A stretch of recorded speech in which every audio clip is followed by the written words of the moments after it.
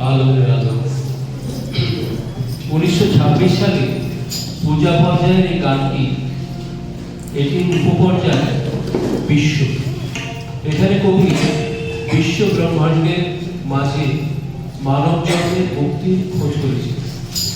বিশ্ব মানব মনের মাঝে নিজের মুক্তির অনুসন্ধান করে বিশ্ব বিধাতার যজ্ঞশালায় বহ্নি জ্বালায় জীবনকে আহুতি দিয়েছে আধ্যাত্মিক মুক্তির আশা।